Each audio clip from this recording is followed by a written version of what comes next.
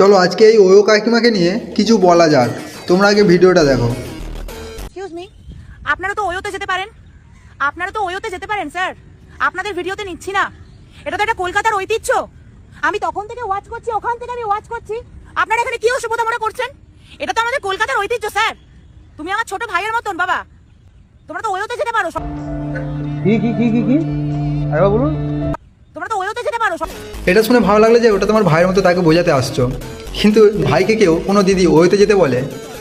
সত্যি তোমাকে দেখেই শিখলাম, ছি।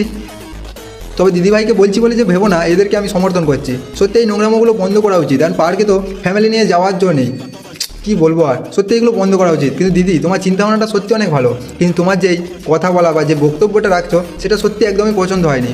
একজনকে বলছো যে তুমি আমার ভাইয়ের মতো, আবার তাকে বলছো ওয়েতে যেতে পারো। এটা একটু হাস্যকর হয়ে গেল। ছোটো মুখে একটা বড় কথা বলি শোনো দিদিভাই, আপনি যাতে ঐতিহ্য নিয়ে ভিডিও বানাচ্ছেন তা অনেক ভালো লাগছে যে একজন বাঙালির ঐতিহ্য রক্ষা করছেন, কিন্তু আপনি একজন মহিলা হয়ে কীভাবে ভুলে যাচ্ছেন? আমাদের বাঙালি মহিলাদের ঐতিহ্যপূর্ণ ড্রেস হচ্ছে শাড়ি, এই প্যান্ট শার্ট নয়। আর ওরা যদি এইসব উল্টোপাল্টা কাজ করে সত্যি অনেক ভুল কাজ করছে, কিন্তু আপনিও ওদের থেকে কম কিছু নয়। এই উল্টোপাল্টা ড্রেস পরে যেখানে সেখানে ঘুরে বেড়াচ্ছেন। আগে নিজে শুধরান, তারপর অপরকে বলতে যান। আশা করছি আমার কথাগুলো বুঝতে পেরেছেন।